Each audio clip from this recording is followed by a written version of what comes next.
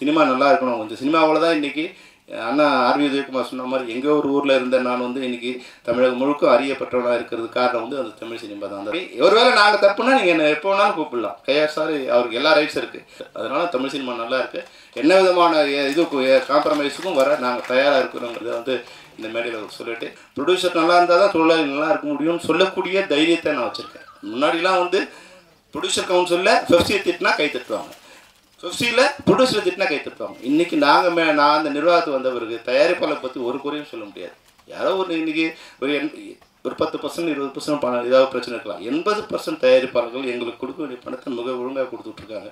அப்போ அவங்க நல்லா இருக்கணுங்கிறது தான் எங்களோட நோக்கம். அது புரிதலின்மையாக சில விஷயங்கள் நடக்குது. அதை வந்து கேஆர் சார் நீங்கள் உங்களுடைய பழைய ஃபார்முலா அப்படி அதை சரி பண்ண முடிஞ்சீங்க. இந்த திரைப்படத்துறை மிக நல்லா இருக்கணும். கேஆர் சார் பற்றி சார் சொன்னார் வந்து உதயகுமார் அண்ணன். எனக்கு வந்து ரெண்டு விமர்சனங்கள் லைஃப்பில் வந்து 2 விமர்சனங்கள் எனக்கு ரொம்ப பிடிக்கும். ஒன்று என்னென்னா, நான் அதிரடி படைன்னு ஒரு படம் எடுத்திருந்தேன். அதுக்கு முன்னாடி வந்து புலன் விசாரணை, கேப்டன் போகிறோம், செம்பருத்தி 3 வந்து பெரிய ஹிட்டு. இப்போ இந்த படத்துக்கான ஓப்பனிங் வந்து மிக பிரம்மாண்டமாக ஓப்பனிங் படம் இதுவாக இருக்குது. ஓப்பனிங் அடிச்சு பிடி உள்ளே வராங்க. உள்ளே வரும்போது எனக்கு விமர்சன கடிதம் ஒன்று வந்தது. அது என்னென்னா, அது நான் ஏற்கனவே சொல்லியிருக்கேன். இருந்தாலும் கேஆர் சாரோட இருந்து அதை சொல்லும்போது அது வேறு ஒரு இதோடு லிங்க் பண்ணுறதுக்காக சொல்கிறேன். அதை நான் பார்த்தா ஒரு முன்னாடி 15 காசு கடிதம் இருக்கு இல்லையா, அதில் மேலே வந்து இருந்தது. பார்த்தா ஏதோ எழுதியிருக்கு. அது பார்த்தா தமிழ் மாதிரி தெரியுது. அப்புறம் பார்த்தா கொஞ்சம் தெலுங்கு மாதிரி தெரியுது. அப்புறம் அடுத்த லைன் பார்த்தா கன்னடம் மாதிரி இருக்குது. அப்புறம் அடுத்தது சான்ஸ்கிரிட் மாதிரி இருக்குது. ஒரு 8 லைன் தான் இருக்குது. அது என்னன்னே என்னால் படிக்க முடியல. ஒரு மொழி மாதிரி இருக்குது. அப்புறம் பின்னாடி திருப்பி பார்த்தேன். அவர் அதில் எழுதிருந்தான், நீங்கள் இதை படித்தே இல்லையா, இது என்ன மொழின்னு உனக்கு புரியல, அது மாதிரி உன் படமும் எனக்கு புரியல.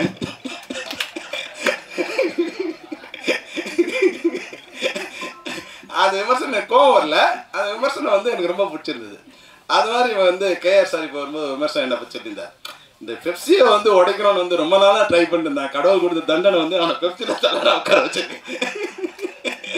இப்போ காப்பாற்ற போராடுறாங்க. அன்னைக்கு உடைக்கிறதுக்கு போராடினா இப்போ காப்பாற்றுறதுக்கு போராடுறேன். ஆனால் சார் நீங்கள் சீனியர், நான் சொல்கிறேன், 2த்துக்குமே சரியான காரணம் வந்து அன்னைக்கு பெப்சியோட தலைமை ஒரு அதிகாரபூர்வமான இல்லை ஒரு டிக்டேட்டர்ஷிப்பில் இருந்தது. அன்றைக்கி வந்து படைப்பாளிகள் வந்து தங்களுடைய மூச்சை வெளியிட முடியாத ஒரு சூழ்நிலை இருந்தது. அன்றைக்கி வந்து அது சரியான அவங்களை வழி நடத்தணும் தான் நினச்சோமே தவிர அவங்களை அழிக்கணும்னு நினச்சோம், அதை சரி பண்ணணும்னு நினச்சோம்.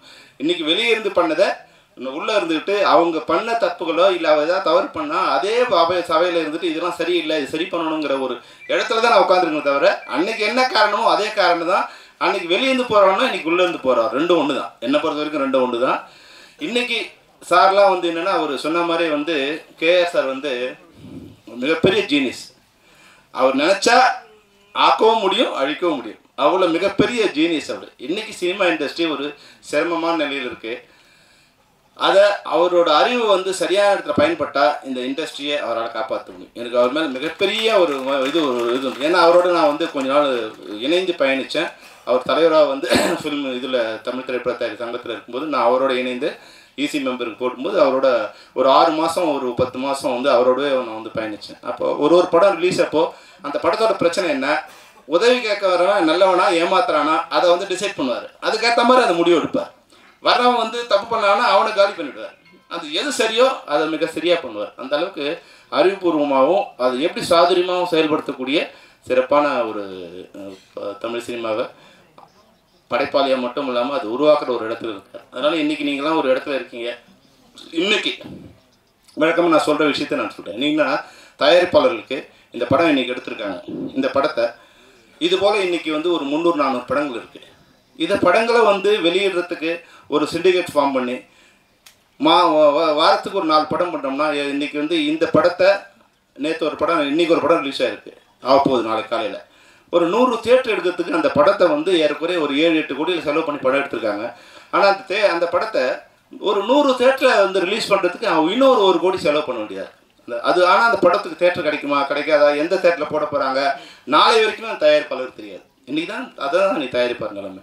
அது மாதிரி இது போல் பிரச்சனைகள் வந்து தயாரிப்பாளருக்கு 100 பிரச்சனைகள் இருக்குது. இன்றைக்கி வந்து வருமானம் வரக்கூடிய ஒரு தேட்டர் இருந்தால் அவர் தெரியும். ஒரு தேட்டர் வாங்கும்போது எக்ஸிபிட்டர் வந்து அதனோட ப்ரொஜெக்டரும் வாங்கி வச்சுக்கணுங்கிறது தான் ரூல். ஆனால் இன்றைக்கி அந்த ப்ரொஜெக்டர் காசையும் வந்து தயாரிப்பாளர் தான் கொடுக்குறாங்க. இன்றைக்கி ஒரு நாளைக்கு குறைஞ்சபட்சம் 7லேருந்து 10 லட்சம் சினிமா டிக்கெட்டுகள் விற்கப்படுகின்றன. அதுக்கு வந்து ஒரு டிக்கெட்டுக்கும் 15 காசு வந்து 15 ரூபா வந்து வசூலிக்கப்படுகிறது. ஏறக்குறைய 2 கோடி ரூபா ஒரு நாளைக்கு வந்து இல்லை இப்போ 30 ரூபானா இவங்களுக்கு 15 ரூபா வருது. அதை வந்து அது ரெண்டாக பிரிச்சுக்கிறாங்க. ஓனருக்கு 15 ரூபாய், அதை புக் மை ஷோவுக்கு 15 ரூபாயும் இவங்களுக்கு 15 ரூபா பிரிச்சுக்கிறாங்க. அப்போ ஏறக்குறைய வந்து 2 கோடி ரூபா ஒரு நாளைக்கு வந்து கலெக்ஷன் வருது. அப்போ பார்த்தீங்கன்னா ஒரு மாதத்துக்கு 60 கோடி ரூபா வருது. அது எல்லாம் யாரோட இதுக்கு வருதுன்னா தயாரிப்பாளர்களோட பணத்தில் தான் வருது. அதுபோல் வந்து விளம்பரம் வரதா இருந்தாலும் என்ன மாதிரி தயாரிப்பாளருக்கு 100 வகையில் வருமானம் வருது. ஆனால் அந்த வருமானம் தயாரிப்பாளருக்கு வருதான்னா தயாரிப்பாளருக்கு வந்து சேர்றதே இல்லை. நஷ்டம் மட்டும் தயாரிப்பாளருக்கு வந்து சேரும். படம் ஓடலையா மறுநாள் காலையில் எல்லோரும் தயாரிப்பாளர் ஆஃபீஸில் இருப்பாங்க. படம் ஓடிச்சுன்னா இன்னைக்கு காலையில் என் நண்பர் சுந்தர் எனக்கு வந்து ஒரு வாட்ஸ்அப் அனுப்பிச்சிருந்தார். சொல்ல முடியும் ப்ரொடியூசர்ஸ் நிறைய வேலை இருக்குது, அதை விட்டுட்டு உங்களே எதுக்கு சண்டை போட்டிருக்கான்னு தெரியல. என் படம் கதை ரிலீஸ் ஆகி 5 மாதம் ஆகிடுச்சு, இன்னும் அதோட ஷேர் என்னால் வாங்க முடியல. ஒரு தயாரிப்பாளரோட நிலைமை தான். அப்போ தயாரிப்பாளர் சங்கம் பண்ண வேண்டிய முதல் வேலை தயாரிப்பாளருக்கு. இப்போ நான் வந்து பெப்சி பிரசிடெண்ட்டாக இருக்கேன், என்னுடைய உறுப்பினர்களுக்கு என்ன பண்ணணுமோ அதை முதல்ல பண்ணிவிட்டு அடுத்த வேலையை பண்ணுறேன். அதுபோல் தயாரிப்பாளர் சங்கம் இருக்குது. அவங்க தங்களுடைய உறுப்பினருக்கு என்னெல்லாம் முதல்ல பண்ண முடியுமோ அவங்க தயாரிக்கிறதுக்கு, வெளியிடுறதுக்கு, மார்க்கெட் பண்ணுறதுக்கு அந்த படத்தை வந்து திருப்பி தயாரிப்பாளர் வந்து சேர்றதுக்கு பல வகையில் வருகின்ற வருமானம் தயாரிப்பாளருக்கும் வந்து சேர்க்கின்ற மாதிரி. இன்றைக்கி வந்து ஒரே ஒரு பாட்டுக்கு நான் டைரக்ட் பண்ண பாட்டு நான் ஓன் ப்ரொடக்ஷன், அந்த பாட்டை நான் இன்றைக்கி ஸ்டேஜில் பாடினோம்னா நான் ஒரு நாளும் 2 லட்சம் பணம் கொடுக்க வேண்டியிருக்கேன். இது மாதிரி பல லட்சங்கள் யாரோ சாப்பிட்ருக்காங்க. ஆனால் அதில் ஒரே ஒரு காசு கூட என்னை வந்து சேர்றதில்லை. இதையெல்லாம் சரி பண்ணால் நிச்சயமாக தயாரிப்பாளருக்கு லாபம் வரும். அப்போ வந்து சண்டை இல்லாமல் யார் கூட சண்டை போடுறோம், என்ன சண்டைனே இல்லாமல் ஏதோ ஒரு நடந்துகிட்டே இருக்குது. அப்படி இல்லாமல் தயாரிப்பாளர் உண்மையாக பிரச்சனை இருக்கா, கேஆர் சார் சொல்லட்டும், என்ன தப்பு இருக்கணும்னா சொல்லட்டும், அந்த தப்பை நாங்கள் சரி பண்ணிக்குவோம். ஏன்னா இண்டஸ்ட்ரி நல்லா இருக்கணும். அவரும் இண்டஸ்ட்ரியில் ஏற்கனவே 40-50 வருஷமாக இருக்கார். நான் வந்து 40 வருஷம் ஆகிடுச்சு இண்டஸ்ட்ரிக்கு. நாங்கள்லாம் எல்லாரோட அதிகமான தொழிலாளர்கள் தான் இந்த இண்டஸ்ட்ரியில் 30-40 வருஷம் இருந்துகிட்டே இருக்காங்க. தயாரிப்பாளர் வந்து 5 வருஷம் 10 வருஷம் இருக்காங்க. இது மாதிரி 30 வருஷம் இருக்கிற தயாரிப்பாளர்கள் சினிமாவில் ஒரு 10 விரல் வீட்டில் இல்லை, ஒருத்தர் 2 பேர், 4 பேர், 5 பேர். அப்போது தயாரிப்பாளர்களோட இந்த சினிமா வந்து தொழிலாளருக்கு மிக முக்கியமான அல்லது மிக சொந்தமான இதுவாக இருக்கும். அப்போது அவங்க நல்லா இருக்கணும், இண்டஸ்ட்ரி நல்லா இருக்கணும். நான் எங்களுடைய மேடையில், எங்களுடைய ஜென்ரல் பாடியில், பெப்சியோட ஜென்ரல் பாடியில் ப்ரொடியூசர் நல்லா இருந்தால் தான் தொழிலாளி நல்லா இருக்க முடியும்னு சொல்லக்கூடிய தைரியத்தை நான் வச்சுருக்கேன். முன்னாடிலாம் வந்து ப்ரொடியூசர் கவுன்சிலில் பெப்சியை திட்டினா கை தட்டுவாங்க, பெப்சியில் ப்ரொடியூசரை திட்டினா கை தட்டுவாங்க. இன்றைக்கி நான் அந்த நிர்வாகத்துக்கு வந்த பிறகு தயாரிப்பாளரை பற்றி ஒரு குறையும் சொல்ல முடியாது. யாரோ இன்றைக்கி ஒரு 10% 20% பணம் ஏதாவது பிரச்சனை இருக்கலாம். 80% தயாரிப்பாளர்கள் எங்களுக்கு கொடுக்க வேண்டிய பணத்தை மிக ஒழுங்காக கொடுத்துட்ருக்காங்க. அப்போ அவங்க நல்லா இருக்கணுங்கிறது தான் எங்களோட நோக்கம். அது புரிதலின்மையாக சில விஷயங்கள் நடக்குது. அதை வந்து கேஆர் சார் நீங்கள் உங்களுடைய பழைய ஃபார்முலா அப்படி அதை சரி பண்ண முடிஞ்சிங்கன்னா அது எங்களுக்கு ரொம்ப சந்தோஷமாக இருக்கும். அந்த வகையில் ஒரு ஃபார்முலா வச்சுருக்காரு அவர்கிட்ட. அந்த ஃபார்முலா அப்படி அது என்ன ஃபார்முலா அவருக்கு தெரியும்.